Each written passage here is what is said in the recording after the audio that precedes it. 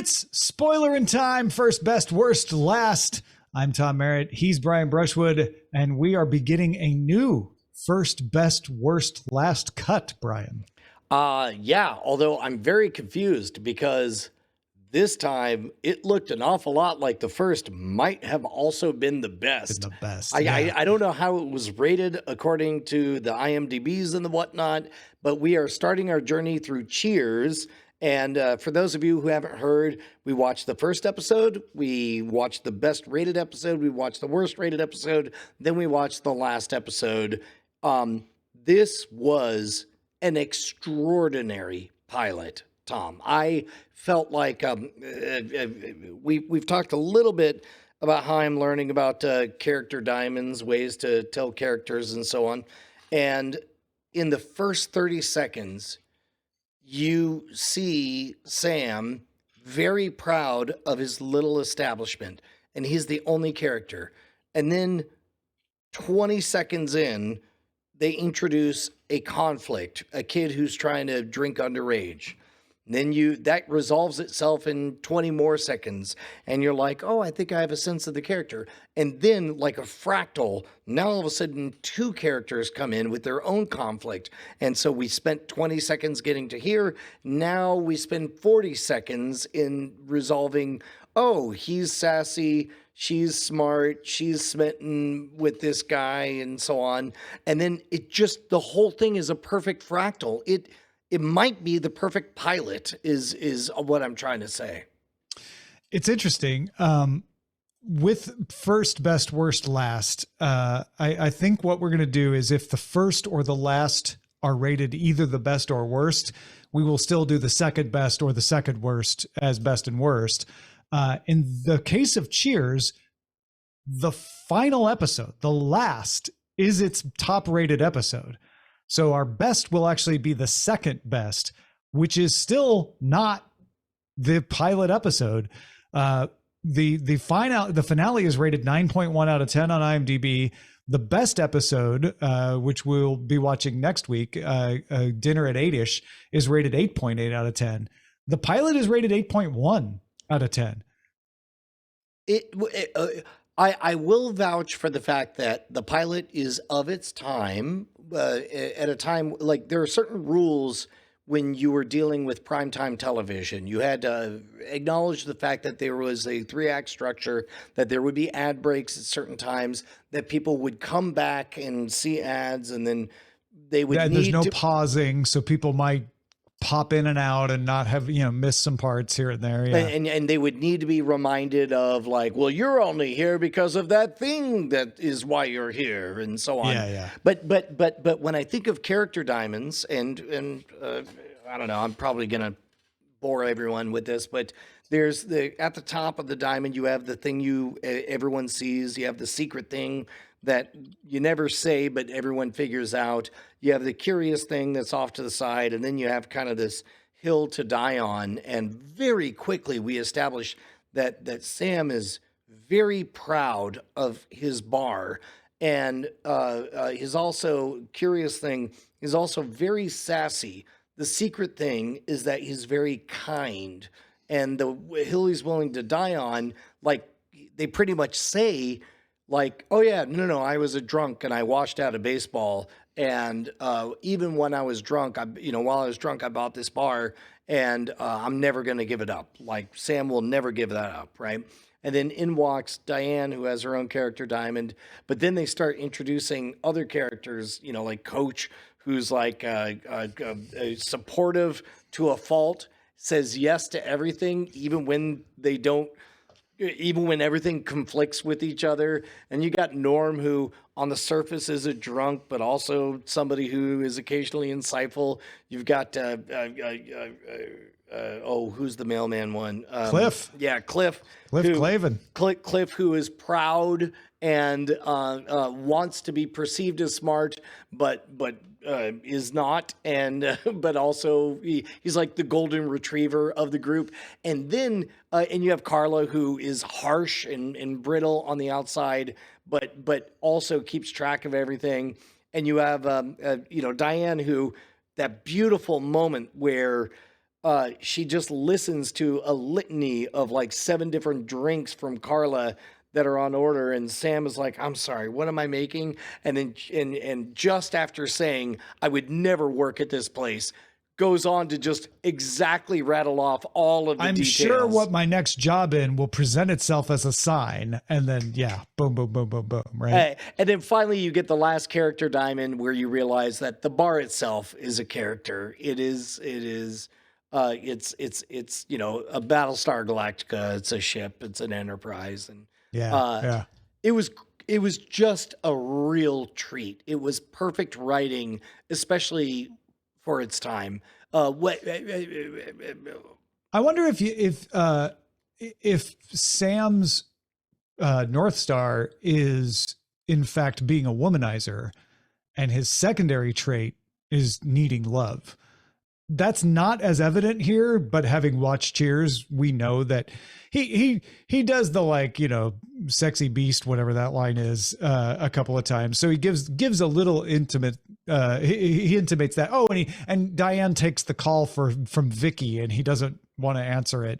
So we get hints that he's a womanizer, but that gets played up a lot more in his attention with his on and off again relationship with Diane over the first 3 years. Well, and especially being quite a bit older now and watching it, and Sam is a character in recovery, and that changes the rules, right? So it's like, I wouldn't be, if I was drawing that character diamond, he's proud, but he also is,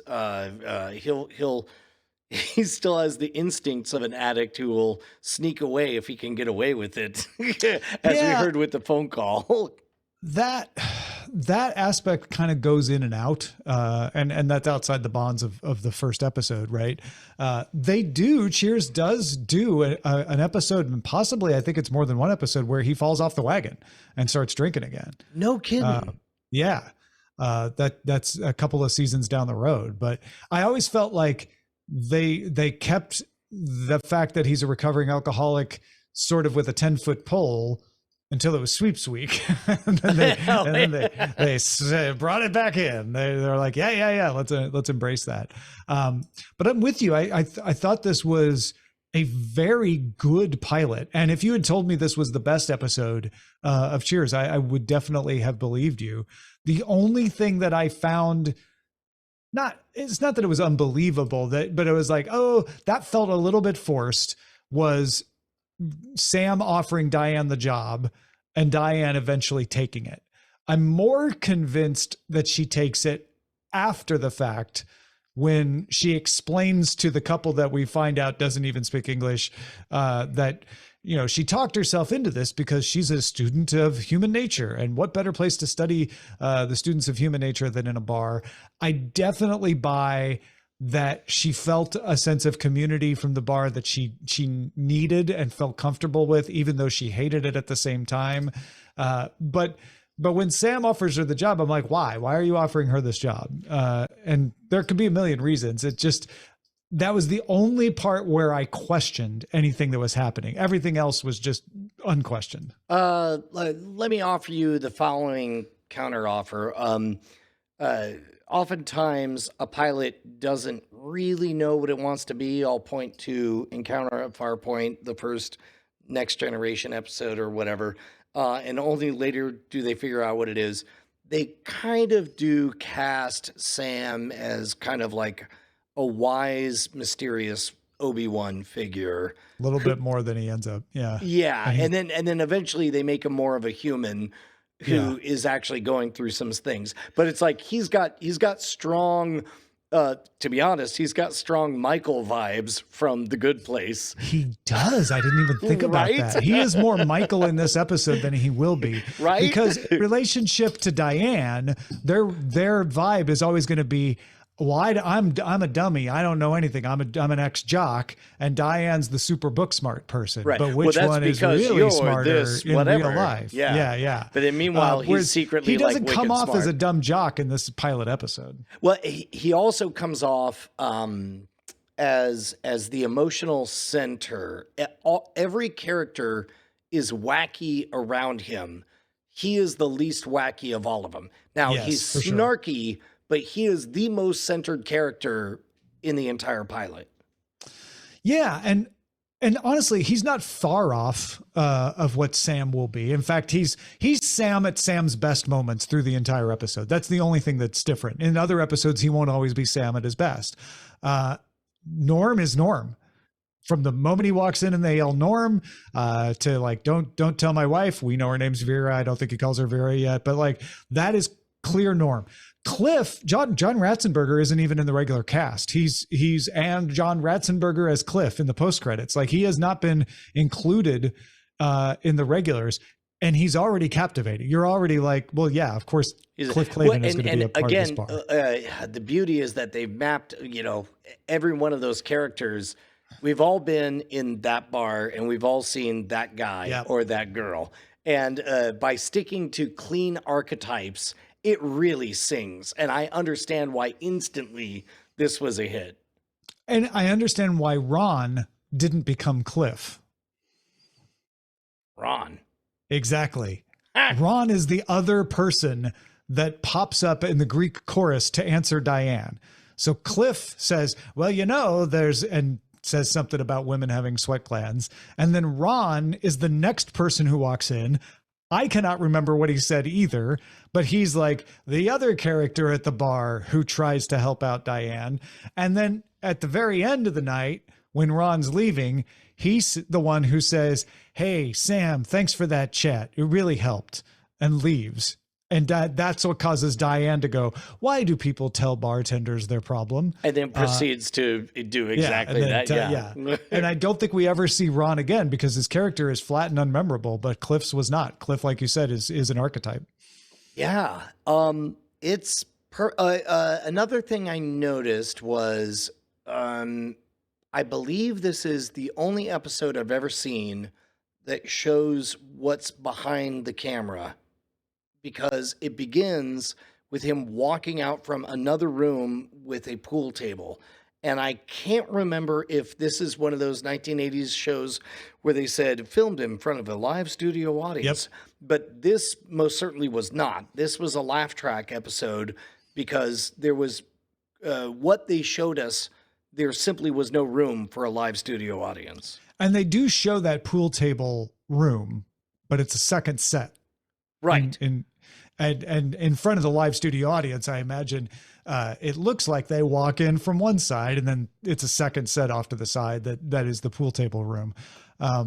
But yeah, you get a tracking shot out of that pool table room, which was very surreal because it made it almost too real. It was like again, back to Battlestar Galactica. It was like walking from the war room into the whatever room or what have you.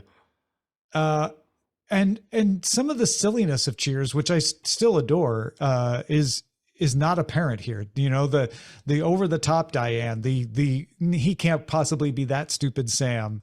The weirdness of Cliff is even muted here. Like it is, what did I say? It's equal parts ridiculous and serious. And weirdly, the serious part is like, yeah, I can imagine being in a bar arguing about what is the sweatiest movie. That was one of the most serious parts. You have a really compelling story with Diane. It's not particularly innovative, right? But it's well delivered, and you feel bad for her, and you know that what's his face is leaving her for his wife, and you're not surprised when she calls and finds out that they used the tickets, but you feel horrible for her. And that whole plot, the way it was acted and written and delivered, could have been a dramatic episode of some other series. But instead they slotted in a bunch of hilarious jokes that also weren't off tone. They worked with the premise that they set up and the people that they had delivering. It shows the appeal of Cheers right from the first episode, which I think is pretty special. A lot of great television shows did not have good pilots, especially from this era. I'm sure smarter people than me have grown up names for these things, but it's like I think of it as like push-pull storytelling, and you can almost set a watch by it. It's like 30 seconds, it's like serious, push Mm-hmm. back, call back. Yeah. Oh, wait, no, new thing happens. Serious, push back, call back. Okay, all right, tension is released. Yeah. It was, And Carla is Carla. Carla is yep. the Carla you will see for the rest of the series. I know I mentioned this already with Norm and Cliff, but I didn't want to leave Carla out. Like, so many of these characters aren't what you often get in a pilot, which is, well, I see where they're headed with the character we'll eventually get, but it is a little weird to see them at this point. These characters are fully formed from the minute they hit the screen. I mean, they, I will say flatly, I this is the most truthful way I can think to phrase it. I cannot think of another pilot that feels more like what I remember the full series as than this.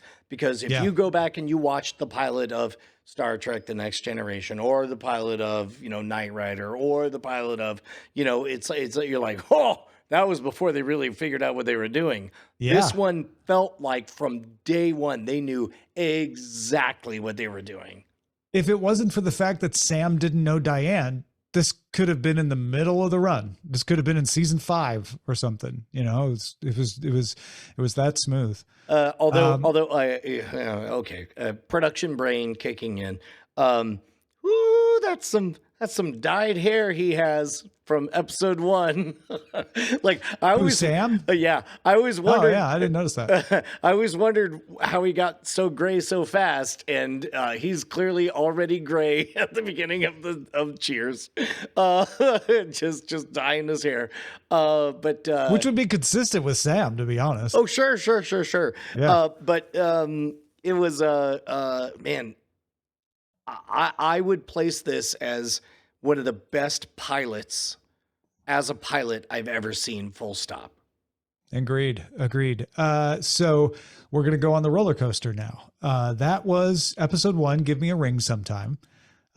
We're going to treat ourselves to the best episode. It's actually the second best episode because the finale is considered the best, but we're going to watch the best episode next week, season 5. So we're jumping way down the road. Season 5, episode 20, Dinner at 8-ish. So this has to be after we've lost Shelley Long, and now we're in the Kirstie Alley era, I would assume. Well, you could look that up, as you are a host of this show as well. Well, I'm no. Or I could just flap my gums and guess. Or you could just say something that's entirely wrong. Really? But I don't know if it is or not. Hold on. Let me look. We'll find out. It has, looks like it has Shelley Long. So we are still. So this is at peak Sam and Diane dynamic. Will they, won't they? Frasier and Lilith announced that they are moving in together. And as the instigators of the relationship, they invite Sam and Diane over as their first dinner guests. Oh my God. This is going to be great. Yeah. So again, second best episode of Cheers, Dinner at 8-ish, season 5, episode 20. We will watch that next time. You get these episodes faster if you're a patron. Patreon.com/Cordkillers is where we post them first, and then we post them later in the week on the free feed for everyone. Thank you for supporting us. You can watch us live at twitch.tv/Night Attack Mondays in the evening. It's like 4 p.m. Pacific, 7 p.m. Eastern time. And we will spoil you again next week.